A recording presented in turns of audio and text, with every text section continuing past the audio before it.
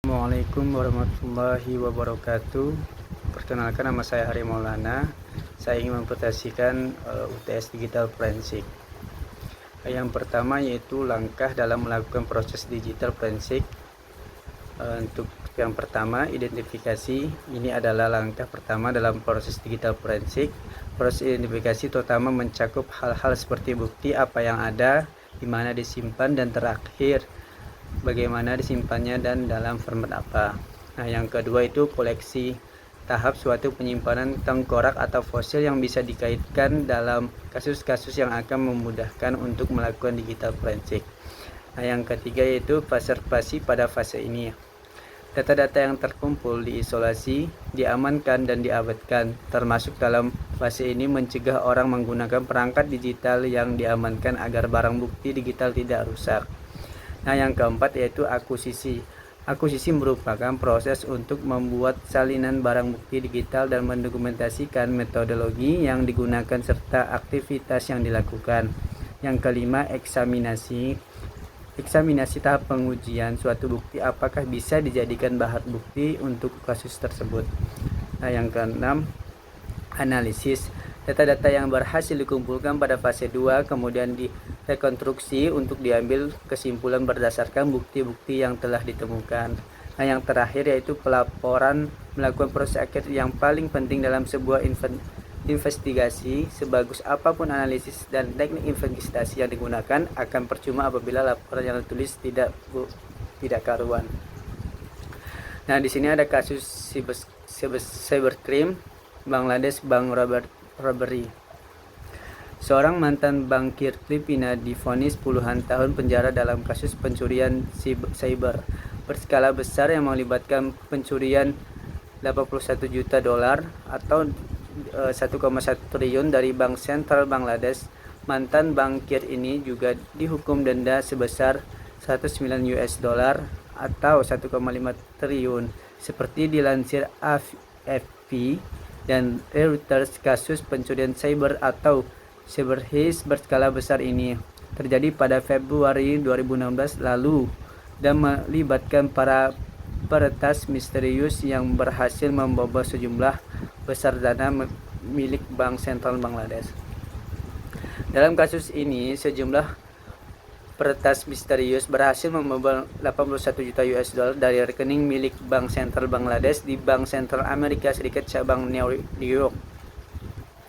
Para pelaku menggunakan perintah palsu pada SWIFT Payment System, sistem pembayaran dan transfer internasional, untuk mencuri dana tersebut. Bangladesh sendiri telah mengumpulkan tim ahli cyber yang percaya bahwa pembobolan melalui dunia maya bisa dilakukan. Hacker tersebut ditengarai telah memasang malware yang membidik Bank Bangladesh. Malware itu diyakini memungkinkan para hacker untuk mendapatkan informasi tentang bagaimana Bank Bangladesh bertransaksi dengan DFID. Investigasi forensik Bank Bangladesh menemukan bahwa malware dipasang di dalam sistem bank sekitar bulan Januari 2016 dan mengumpulkan informasi tentang prosedur operasional bank untuk pembayaran internasional dan transfer dana. Investigasi juga menyelidiki insiden peretas tahun 2013 yang belum terpecahkan di Bank Sonali, di mana 250 US dollar dicuri oleh peretas yang masih belum teridentifikasi. Insiden itu diperlakukan oleh otoritas polisi Bangladesh sebagai kasus dingin hingga perampokan Bank Sentral Bangladesh tahun 2016 yang mencurigakan. Hal yang dapat kita pelajari dalam kejadian tersebut adalah kita harus berhati-hati mengambil tindakan yang berkaitan dengan internet. Zaman sekarang sangat mudah sekali dengan orang di luar sana mengambil informasi kita, bahkan informasi tersebut privasi. Karena teledornya kita atau kita mudah terkecoh dengan tampilan-tampilan di dashboard suatu aplikasi, bisa jadi itu phishing yang direncanakan supaya orang awam dengan mudahnya tertipu. Nah, di sini ada hard disk. Komponen utama hard disk yang pertama yaitu platter. Platter adalah perangkat di dalam hard disk yang berfungsi untuk menyimpan data yang ada di komputer. Platter sendiri terbuat dari bahan keras seperti aluminium, kaca, atau keramik yang biasanya akan diselimuti dengan bahan magnetis. Untuk hard disk dengan kapasitas yang besar biasanya dilengkapi dengan platter yang berjumlah lebih dari satu dan ditumpuk di tengah spindle. Nah, yang kedua, spindle merupakan komponen yang berfungsi untuk menahan platter agar tetap berada di posisinya pada saat platter diputar, dan terdapat motor yang berfungsi untuk memutar platter dengan kecepatan yang tinggi.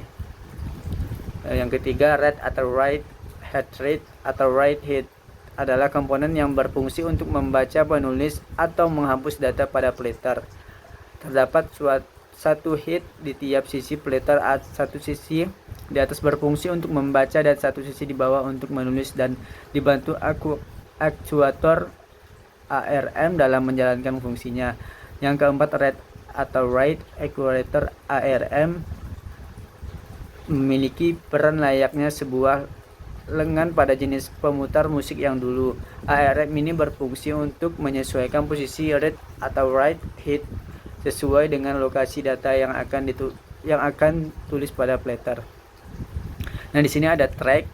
Track adalah lintasan pada hard disk atau bagian dari hard disk yang membentuk lingkaran konsentris. Huruf A merupakan yang sektor adalah jumlah lintasan yang terdapat pada sebuah track, dan sektor adalah bagian dari track. Nah, yang selanjutnya cluster adalah lintasan yang terdapat pada sektor, kelipatan terkecil dari sebuah hard disk yang dapat digunakan untuk menyimpan data atau merupakan lokasi penyimpanan terkecil dalam hard disk yang memiliki ukuran tergantung pada besarnya hard disk. Slack space, file slack juga disebut slack space, adalah sisa ruang pada drive tempat file disimpan. Ruang ini tetap kosong atau tersisa karena setiap cluster pada disk memiliki threshold penyimpanan, dan file-file berukuran acak atau tidak tepat bisa dibagi 4 byte. Oleh karena itu, file hanya mengisi sebagian dari porsi hard drive. Saat file dihapus, sistem operasi tidak menghapus file tersebut, melainkan hanya membuat cluster yang ditempati file tersebut untuk realokasi. Jadi data tetap ada sampai ditimpa. Tetap tidak ada referensi ke tabel alokasi file, dan file disebut referensi. Namun sistem operasi di beberapa titik mungkin mengalokasikan file baru ke salah satu cluster tersebut yang menimpa data asli. Jika file yang dihapus lebih besar dari file yang baru dialokasikan, akan ada bagian dari file lama yang masih utuh meskipun tidak terlihat oleh file system. Maka data di slack space mungkin berasal dari file yang jauh lebih tua dari file yang dihapus. Kenapa file yang sudah dihapus di hard disk masih bisa dibaca dengan tools tertentu? Sebagai informasi, memformat disk tidak serta-merta menghapus data sebenarnya. Semua data yang dihapus tidak hilang dari hard disk sampai data baru ditulis di ruang yang ditandai sebagai dihapus. Saat Anda secara tidak sengaja memformat hard disk di Windows Explorer, Windows Disk Management, atau Command Prompt di Spark sebelumnya memiliki backup dengan khawatir karena perangkat lunak, pemulihan data EOSIS akan membantu. 6 tantangan dalam dunia digital forensik. Yang pertama yaitu spionase industri. Istilah ini mengacu pada aktivitas atau serangkaian kegiatan terselubung di dunia usaha seperti pencurian rahasia bisnis dengan menghilangkan, menyalin, atau merekam informasi rahasia atau berharga dalam sebuah perusahaan. Yang kedua, pencurian kekayaan intelektual.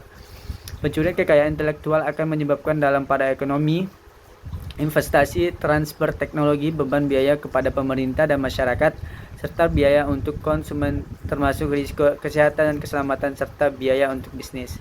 Yang ketiga, investigasi penipuan. Kegiatan mengumpulkan, menulis, mengedit, dan menerbitkan berita yang bersifat investigatif atau sebuah penelusuran panjang dan mendalam terhadap sebuah kasus yang dianggap memiliki kejanggalan. Yang keempat, investigasi kebangkrutan.